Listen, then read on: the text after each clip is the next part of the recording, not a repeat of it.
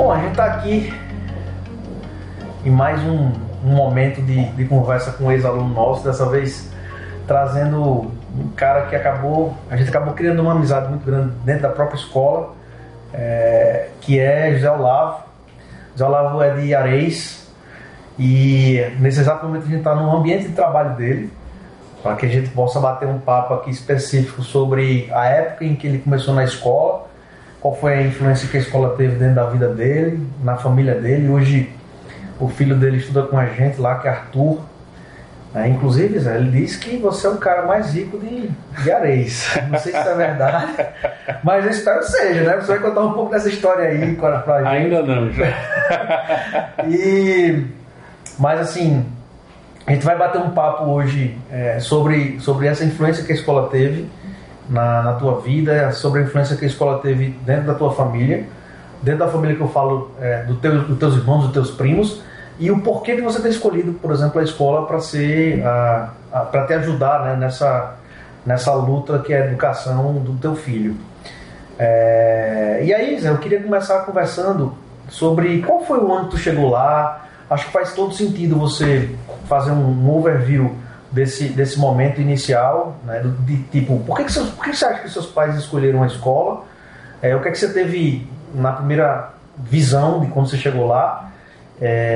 E o que é que você sentia quando você estava lá dentro, né? Porque foram muitos anos. Eu queria que você fizesse um levantamento desse processo, desde a época que você saiu lá de Areis e foi estudar lá, porque você chegou numa série que você vai falar, e queria que você passasse pra gente um pouco dessa experiência de ter estudado com a gente lá na escola. Gustavo, eu comecei a estudar lá no colégio em 1998. Fui aluno inicialmente da professora Joyce. E meu filho estuda lá, como você falou, né? Fui aluno em 98 e eu me lembro de uma coisa do primeiro dia ainda de aula. Eu cheguei lá e a professora se apresentou e ela disse: eu sou a professora Joyce, eu não sou a tia Joyce. Então, eu sou a professora Joyce. E isso ficou marcado na minha cabeça, porque a gente sempre chamava as professoras do ensino fundamental de tia. E assim, ela já impôs um certo respeito, uma certa moral que ela tinha lá em sala de aula.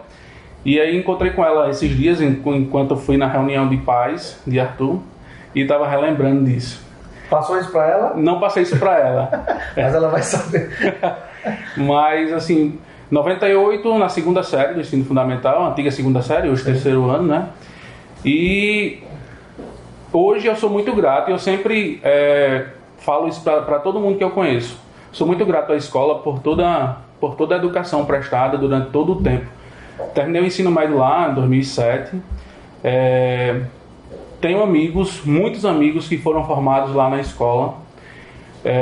Participei de vários trabalhos de feiras de ciências, simulados no ensino médio, e é só gratidão à escola. O CNSP, para mim, é referência e melhor do que muita escola aqui da capital. Tipo, quando se fala em educação, o pessoal da capital, aqui de Natal, não, seu filho estuda em Areis. Não, ele estuda em Goianinha, mas ele estuda na melhor escola da região. Então, assim, eu tenho orgulho, porque Arthur, ele vem se desenvolvendo bastante lá na escola. O vocabulário do menino de 7 anos é inacreditável. Eu fico abismado com algumas coisas que às vezes ele fala ou ele comenta da escola. O acompanhamento da professora atual dele, tanto da professora atual como das professoras passadas, são excelentes, não tenho o que reclamar. E hoje ele estuda com a professora Ivanise. E na pandemia, a evolução dele na pandemia, Gustavo, foi algo inacreditável. Tipo, ele começou a ler assistindo aula online. Realmente.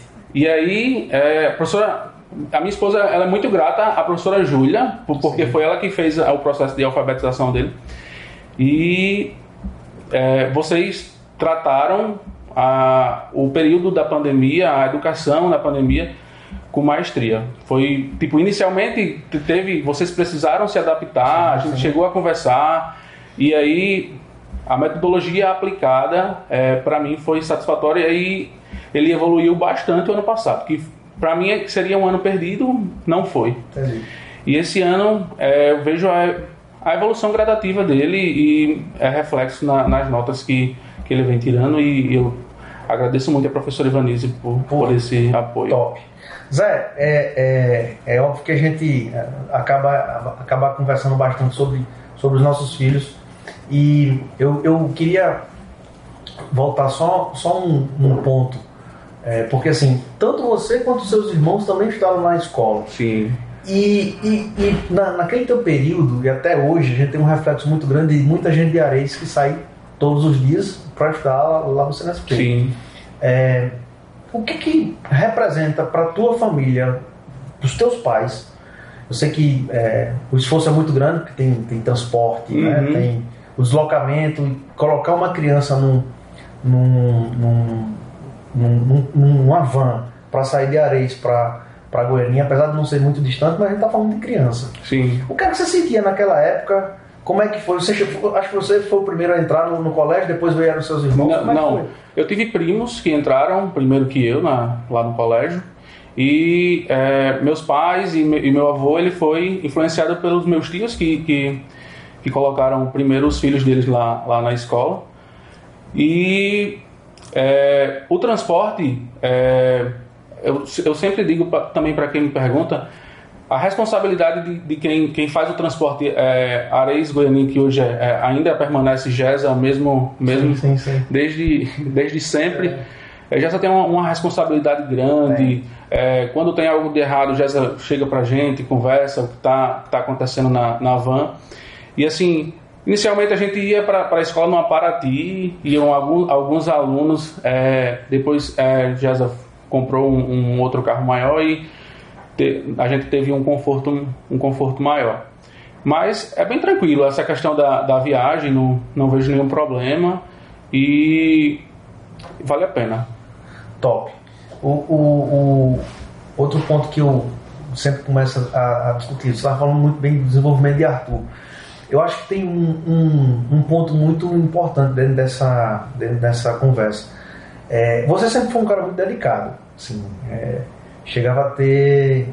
sempre foi muito crítico, sempre foi muito direto. Como a gente tinha uma proximidade muito grande, sim, a gente sempre teve uma proximidade muito grande, isso facilitava muito a sua chegada e conversar, enfim, tentar achar soluções de coisas que de repente você achava que não fazia muito sentido. Pô, a gente precisa melhor disso, a gente tem que melhorar isso, e a gente corria atrás para tentar organizar. Quando é que veio na tua cabeça escolher o curso de contabilidade, e como é que foi o teu preparo para isso dentro da escola? Tipo, como é que a escola te auxiliou dentro desse preparo? Talvez não de escolha do curso, porque isso é algo extremamente particular, mas na hora você disse, eu vou fazer isso. Como é que foi essa abordagem na sua visão? Porque às vezes a gente, como professor e como diretor da escola, a gente pensa de um jeito, mas a gente não sabe o que é que o aluno está sentindo naquele momento. Certo.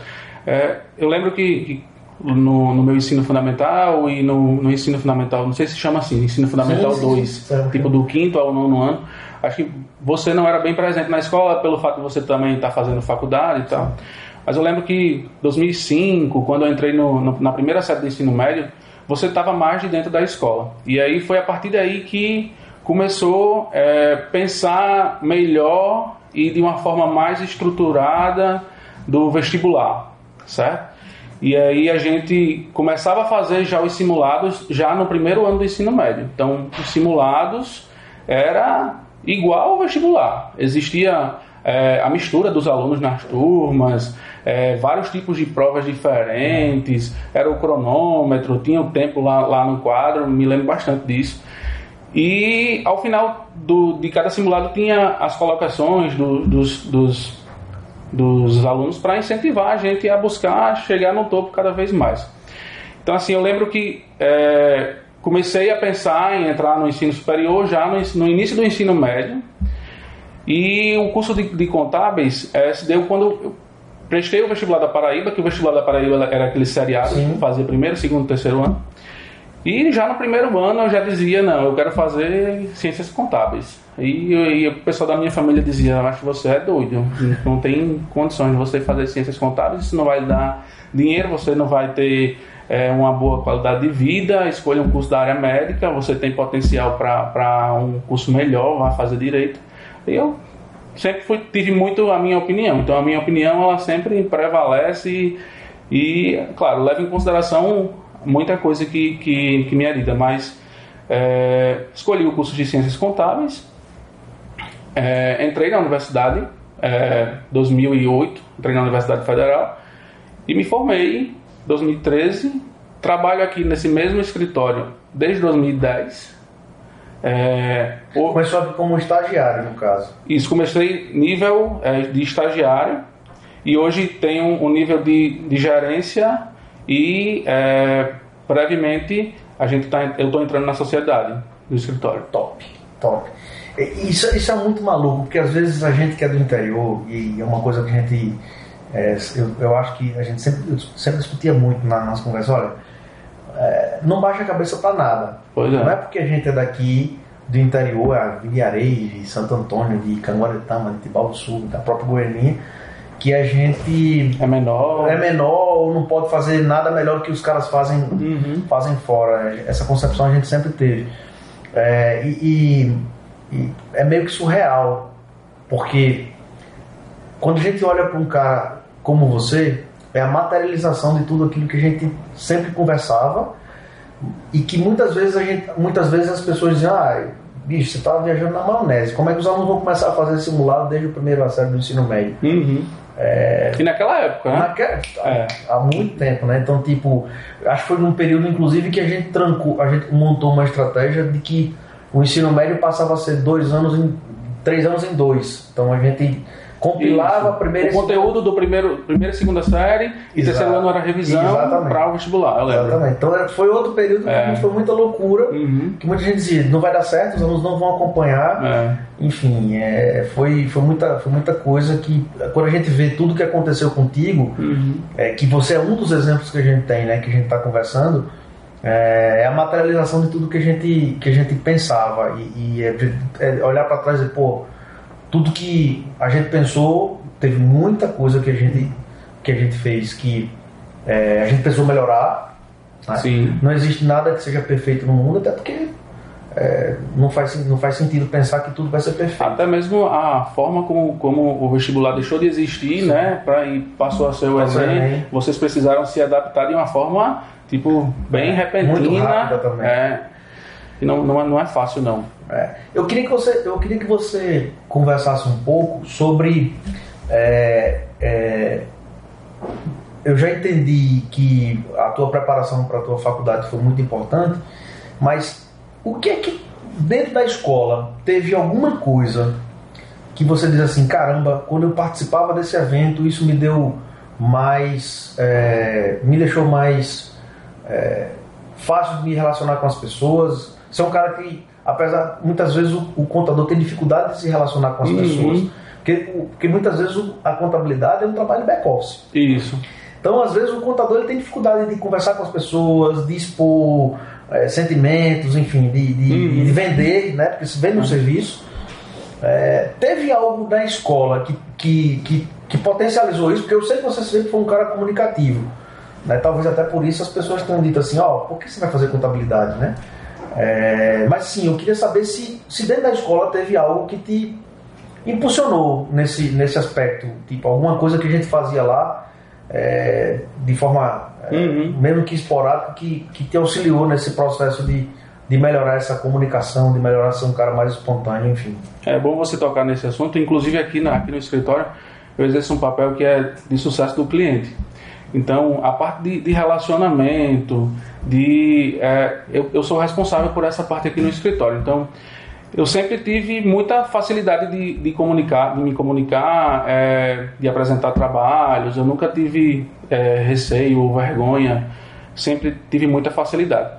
E assim, os eventos que me ajudavam bastante na escola e que a gente tinha que apresentar trabalhos, tipo feira de ciências, a gente se organizava de uma forma o trabalho da gente precisa ser o melhor trabalho. E aí a gente juntava todas as forças e a gente conseguia.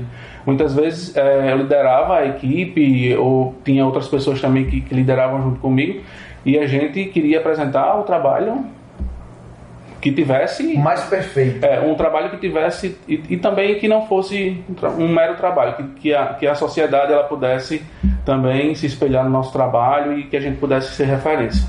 Entendi. E desde esse trabalho aí, qual que você foi mais marcado? Assim, caramba, esse aqui foi o que a gente conseguiu fazer mais perfeito, o melhor.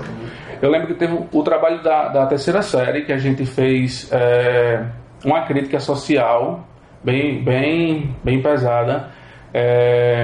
A gente falou de preconceito, a gente falou de corrupção, a gente falou dos temas sociais mais de racismo, a gente falou dos temas sociais mais discutidos. E a gente fez tipo um programa de entrevistas, onde eu era um dos entrevistadores, e a gente entrevistava, por exemplo, uma prostituta, a gente entrevistava um drogado, a gente entrevistava um político, um corrupto, e a gente mostrava as mazelas da sociedade para a comunidade, de forma a conscientizar as pessoas. Extremamente crítico, né? Direto. Isso, eu lembro até de uma música que a gente colocou, que era uma música Dear Mr. President, que era uma música que foi feita para o presidente dos Estados Unidos na época, falando dos problemas existentes lá. Então, os professores, eles faziam com que a gente fosse crítico e assim, eles não faziam com que a gente tivesse o mesmo pensamento que eles. Eles queriam que a gente tivesse um pensamento crítico para que a gente pudesse ter a nossa opinião. Top. E aí eu tava vendo tudo que a gente às vezes fica imaginando coisas, mas, cara, quando eu entrei aqui no escritório, eu tive uma sensação muito bacana. Primeiro que o escritório realmente tem um padrão extremamente diferenciado. E, tipo, ver a pessoa saindo lá de Areias, vindo fazer faculdade, entrar na Federal, ter o poder de se destacar nesse processo, porque não é simples virar estagiário e nem muito menos é simples virar, vamos dizer assim, contratado depois de ser estagiário. Muitas vezes quando o estágio termina, você sai. Né? Muitas vezes é assim. E aí eu queria que você batesse um papo sobre como é que foi essa trajetória dentro do escritório. Né? Qual foi a importância disso na tua vida? E qual foi a sua importância para dentro do escritório para que você tivesse a oportunidade de chegar ao cargo que você chegou. Basicamente sendo convidado para ser sócio agora, né? Certo.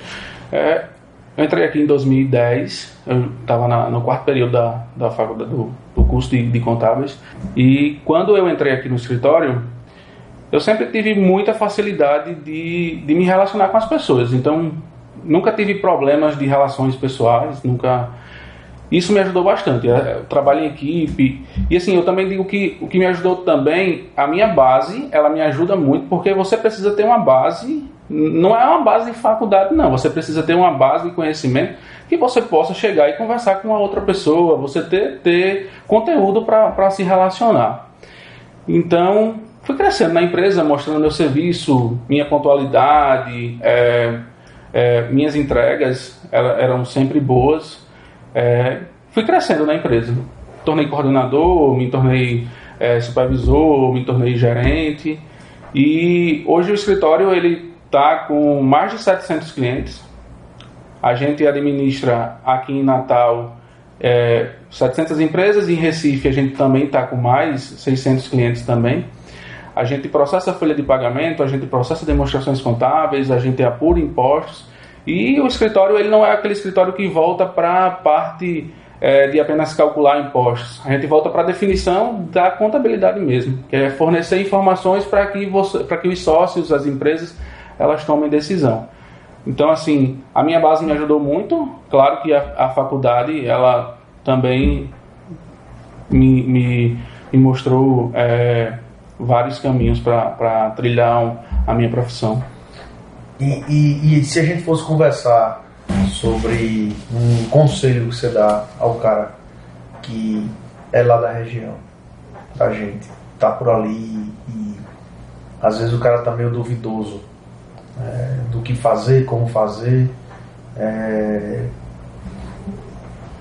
qual seria o passo a passo de José Olavo para dizer assim, olha, eu fiz isso e deu certo, eu fiz isso e funcionou. Eu sei que você já falou isso de uma certa forma, mas se a gente conseguisse montar isso através de um conteúdo objetivo, que conselho você daria a um cara que está terminando 9º ano, começando o ensino médio agora, e que conselho você daria quando ele estivesse na faculdade e naquele momento de buscar um estágio? O que é que você diria aí para isso? Com toda a experiência que você teve e com tudo aquilo que você já vê no escritório de contabilidade hoje. Eu acho que a primeira pergunta que você fez, que o pai, primeiro ele tem que buscar uma escola que seja referência e que tenha um know-how significativo na sociedade, na cidade, que já mostrou que já deu certo. Então, assim, não adianta um pai procurar uma escola por modinha, ou tem que buscar uma escola que de fato já tenha mostrado os seus resultados. Então, o CNSP tem quantos anos? 40? 40, nesse exato momento, nesse ano de 2020. 40 anos. Então, a escola com 40 anos, ela já mostrou por que ela veio. Geralmente não dura nem 5. Tá? É verdade. Então, assim, para os estudantes que estão no 9º ano, que vai ingressar no ensino médio, estudem, criem o hábito de estudar, criem a sua agenda de estudos, escutem o que os professores falam, se concentrem, busquem espaços com concentração para que vocês possam estudar e poder colocar em prática o que você estuda na escola. Revisa a matéria diariamente, todo dia tira um tempinho lá para estudar em casa. Para os alunos que estão saindo do ensino médio, estão entrando no ensino superior, aproveitem o ensino superior o máximo que pode. Se diverte também, mas com moderação. Tenta usar os professores o máximo possível, sugar os professores o máximo possível de informações para que você possa colocar em prática quando você chegar ao mercado de trabalho. Estagiem. Sintam o mercado de trabalho enquanto vocês façam a faculdade. Não deixe para entrar no mercado de trabalho só quando terminar a faculdade, não, porque muitas vezes você acaba sendo atropelado nesse meio termo aí. E quando entrar no mercado de trabalho, responsabilidade. Então, responsabilidade, pontualidade, faça o que tem que ser feito e entregue também além do que lhe pedem. Então, esse é o grande diferencial para qualquer profissional. Depois de tudo que a gente está conversando aqui, é impressionante como, apesar de você ser contador e eu ser advogado, os conhecimentos eles se entrelaçam, né? E muitas vezes a gente, na faculdade, a gente não tem essa noção. A gente, às vezes o advogado ele não gosta de matemática. E o contador não gosta de leitura. É uma questão. O contador tem dificuldade com redação, né? Porque é um perfil do cara que vai fazer contabilidade. Ele adora matemática, ele tem um raciocínio lógico e ele tem determinadas dificuldades com exposição, né, oral e em fazer textos grandes, ou seja, e o advogado é do outro lado. O advogado tem dificuldade com matemática, geralmente, né? Tem dificuldade com raciocínio lógico, porque a gente vem de ciências humanas ali na essência da palavra. Mas é impressionante como em algum momento, principalmente para quem vai fazer direito empresarial ou a própria contabilidade, como existe uma liga muito forte entre esses dois cursos. Qual é a tua opinião sobre isso? Gustavo, no curso de contábeis, a gente paga algumas disciplinas de direito. Tipo, a gente paga direito administrativo, constitucional, porque existe a parte de contabilidade pública muito forte, a gente paga direito tributário, a gente paga direito empresarial. Então, já no curso de direito, vocês não pagam nenhuma disciplina de contabilidade. Só se você quiser optativa.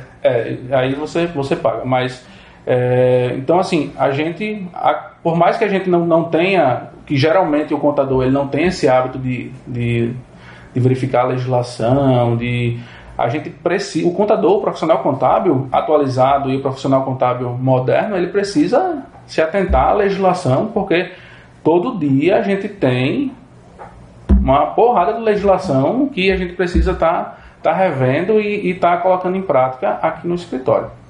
Então, assim, profissional que tinha essa prática, ele precisa rever os conceitos e precisa buscar fazer esse link com o direito.